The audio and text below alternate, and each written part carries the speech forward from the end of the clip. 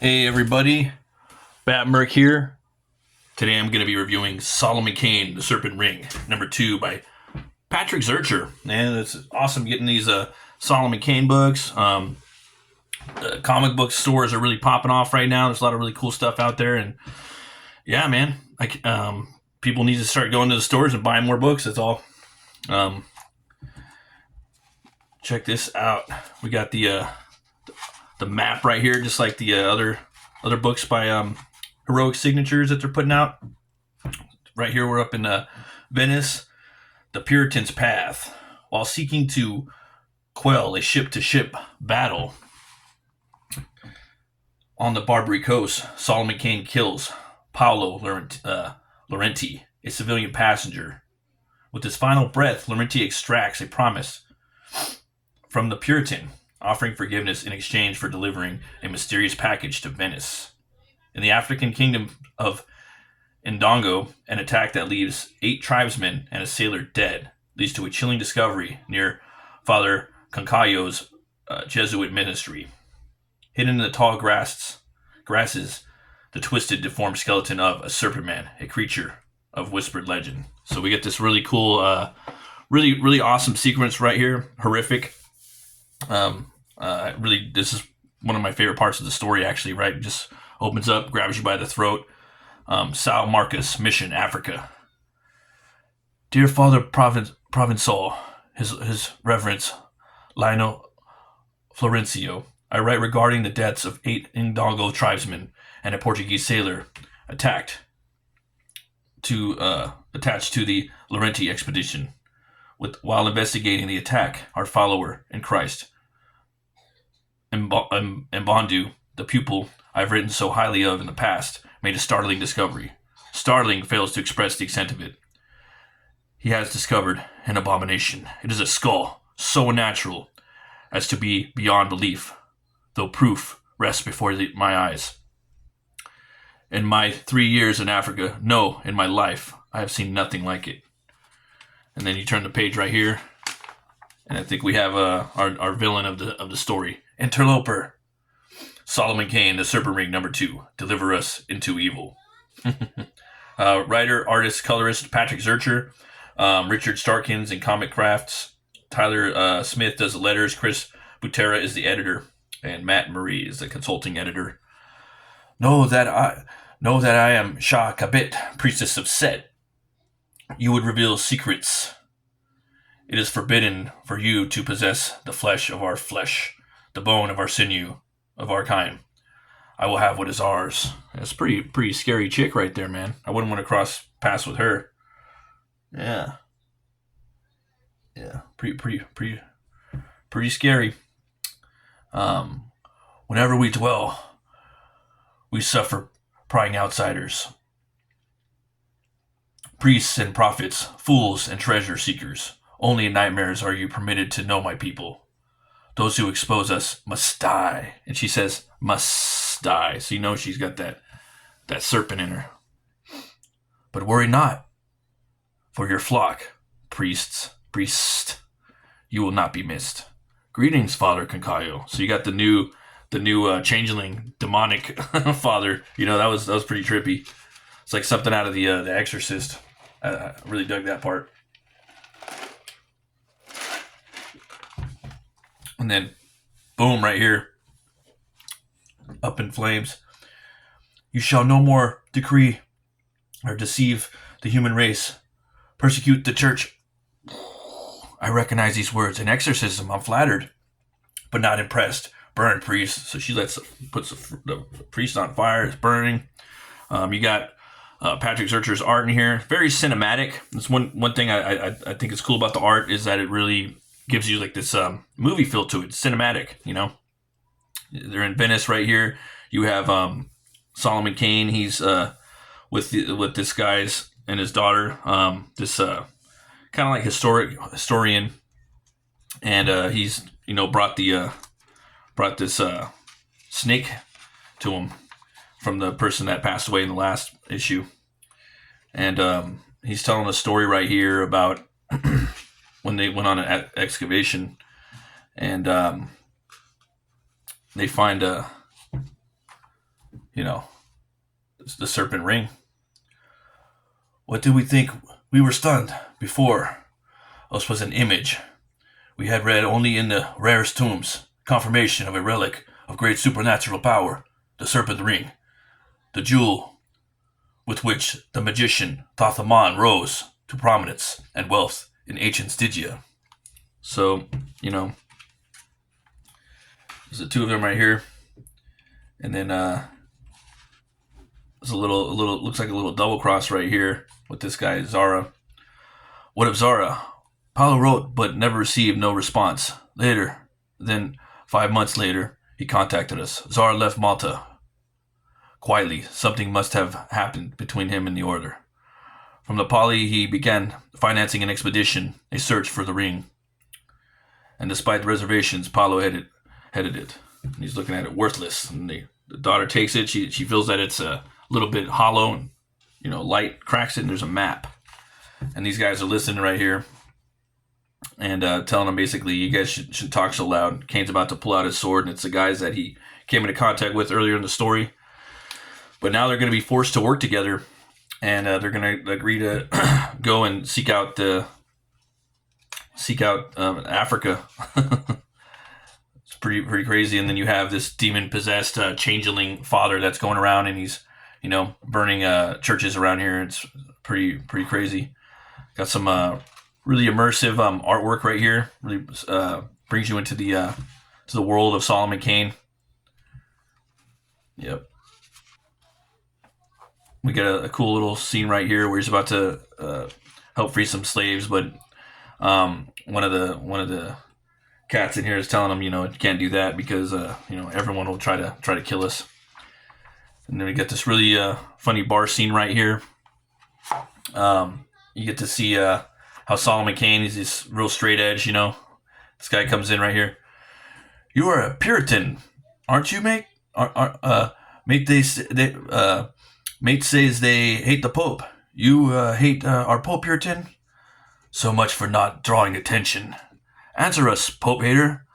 Alas, Papist, love and Inquisition, I thought. Inquisitors wear robes and ridiculous red caps. Gentlemen, let's not pepper one another's noses. Have another jack of wine. Shut up, Oregonian pig. But I insist. Hits him in the face. Get a cool little bar fight right here.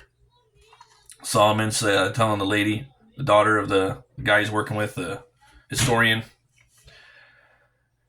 You have spirit, Miss Pensad. I ask only one kindness. What? Don't step on my hat. So just tell him not to step on the hat. And you get a really little epic shot right here of them sailing to Africa, and they finally made it. 53 days after we embarked on the Espirito reaches the mouth of the river Kwanzaa. We have journeyed a greater distance than Columbus when he crossed the great Western Ocean. In Venice we were nigh strangers, but now have a knowledge of one another that only close quarters can bring. To say we enjoyed each other's company or trusted each other over so long a voyage would be false. So right here, the girl, she was in the in her cabin, and her father put this Jewish symbol over there to protect her. Kane gave her some pistols and her father to get off the boat right here. The jungle is so dense it appears black, a stark contrast to the bright sun above. Africa is a land of extremes, majestic, wild, inviting, forbidding. And I realize I need to be here. Good day, all. Greetings all. I am Father Goncalo, and this is Brother Mbandu. Welcome to Indango. So you got you got the father right here. I think Searcher did a good job of setting up this story in the first 2 pages. He's we're getting the we're getting the ball rolling right here, and you're getting to see what's going to happen next. You know who the main villain is now, so I think the next issue is going to get a little more scarier too. Had a cool little fight scene in here. but yeah, it's kind of like a world building a little bit, or at least establishing this particular area of which the story is going to take place. But yeah, man, I like how he threw in that little, they were at sea for like 40 something days. It kind of reminds me of that story where Solomon had to travel against, it was I believe it was the wolf from I think France, I believe. But he travels for 3 years trying to find this guy, and that's one of the things I love about Solomon Kane. He finds this girl that's been beaten, and she's lying in a river and or a lake, and she dies, and he's just like, men will die for this. And something I respect about the character, he has a code that he lives by. He doesn't falter to anybody. He doesn't bend a knee to anybody. He just stays true to himself. So I really like that about the character. Some really cool covers, man. This is the one I picked up. I really dig this cover by Ivan Gill. Yeah, I like the real scratchiness of it, and then they're coming through with some painterly colors, a lot of texture. Yeah, pretty awesome. Cool stuff. We got the Nicholas Scott cover right there. You got the Raphael Kayanin. That one's pretty awesome too. That one's pretty moody. I dig that one as well. They're all good Zerchers. That one's got that movie poster quality to it for sure. Solomon Kane from Universal Pictures. Like, look at that. It's awesome. Do we have a little bit in the back right here? Digging this Horley poster, man, or cover for next issue. Can't wait to scoop that up. Solomon Kane, we got something by Jeffrey Shanks, The Puritan Avenger, in the shadow of the serpent. Robert E. Howard's Solomon Kane is one of the most enigmatic and compelling figures in the history of pulp fiction. A wandering Puritan swordsman driven by unyielding sense of righteousness. Kane is more than just an adventurer. He is a relentless force of divine justice. First introduced in the 1928 short story Red Shadows, Kane embodies the grim determination of Howard's heroes, tempered by an almost supernatural dedication to his personal code. A stark contrast to Howard's more famous barbarian, Conan the Cimmerian. Kane does not seek wealth, power, or glory. Instead, his purpose is singular: to hunt down evil wherever it is, wherever it festers. Dressed in the Azertois garb of a 16th century Puritan, armed with a rapier, pistols, and an unshakable faith, Kane strides through the darkened corners of the world, confronting foes both human and inhuman. His tales are steeped in horror and macabre, a blend of gothic supernatural and traditional swashbuckling adventure. This places him in a unique position within Howard's mythos, while Conan fights to survive and thrive in the shadow of decadent civilization, and Cole contemplates the nature of kingship in reality. Kane fights against darkness in its purest and most primal form. Howard's writing presents Kane as a haunted figure, an avenger seemingly chosen by fate to confront an endless tide of evil. He's a man who, by all rights, should have remained in the quiet villages of England. Yet he is inexorably drawn to the dark heart of the world, most often the primeval wilderness of a fictional Africa. Yeah, I always think that's cool, man, how like Kane, they take him into Africa. Oh man, that story too with where he goes to save the girl or to go and get revenge. Sorry, not save the girl, but revenge for the girl. He goes to Africa and meets the witch doctor, and there's these gorillas that want revenge, and there's oh man, you guys got to pick up the Solomon Kane by Del Rey, the Savage Tales of Solomon Kane by the Del Rey publishing company. They're usually around $15 or less on Amazon. Here, Howard's anthropological and historical themes emerge in ways that are fascinating though sometimes dated, reflecting the pulp era's perspectives while also presenting a vision of a world where horror and wonder coexist. Kane's journey is one of grim determination, where the supernatural is not just a distant force, but a living, breathing terror, and the near obsessiveness with which he pursues his crusade against those dark forces makes one question his very sanity. While Solomon Kane's primary adventures take place in the 16th and 17th centuries, he exists in the same broader mythological framework that encompasses Howard's other works, including the long-lost Hyborian age of Conan and the pre-cataclysmic Arthurian age of Cole. Howard's world-building is cyclical.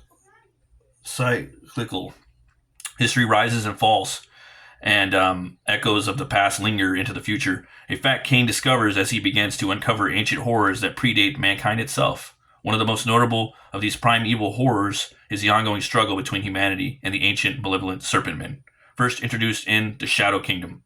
And we're talking about that the other review, and we'll probably be talking about it for forever. Pick up the Shadow Kingdom by Russ Leach and Randy Zimmerman through Arrow Comics. If you guys haven't got it, their next book, the continuation of that, there is the Atlantean. They're on book 2 right now. They're going to be putting out 4 books a year, titled The Atlantean. It's Cole and Brule, and they're hunting down some serpent men. All right, what else do I got to tell you? You guys got to go pick it up. All right. Yeah, man. A tale of King Cole, the Serpent Men are the remnants of pre-human race that once ruled the world. The shapeshifters, masters of deception, the worshippers of the primordial serpent god Set. While they are most commonly associated with the age of Cole, tens of thousands of years before Kane's time, their influence is not easily erased. The ability to infiltrate human society makes them a timeless menace that can resurface at any time. Solomon Kane's unwavering belief in his divine mission makes him uniquely suited to confront the Serpent Men. Like the Serpent Men in the Garden of Eden, or the serpent in the Garden of Eden. He would see them as an intrusive and unnatural corruption of humanity, an abomination against God's order. But it remains to be seen if Kane's indomitable will and deftness with the blade and pistol will be enough to overcome the ancient and persistent enemy of mankind. Yeah, man, he said it, and that's the thing I'm loving about these books. I was just talking to the wife, man. Like, I gotta get these. just put it on the fridge, I'm like, that one. Gotta get them all, man. But that's what I love about Kane, about Solomon Kane and Howard. He said it before. He was ahead of his time, and he knew what was up, man. There's some serpent men out there, some draconians, right? And this guy's gonna hunt him down. Very, very cool book. Loving that we're getting Solomon Kane comics pastiche. This is a fun adventure. I really dug this book. It was fun just seeing Kane hanging out in a bar and seeing the world building, them going to Africa and hunting down some serpent men. So this is a definite big 2 horns way up. Thanks for watching, guys. I'll see you next time. Always remember to be bold, be brave, and roll the bones to know your rules.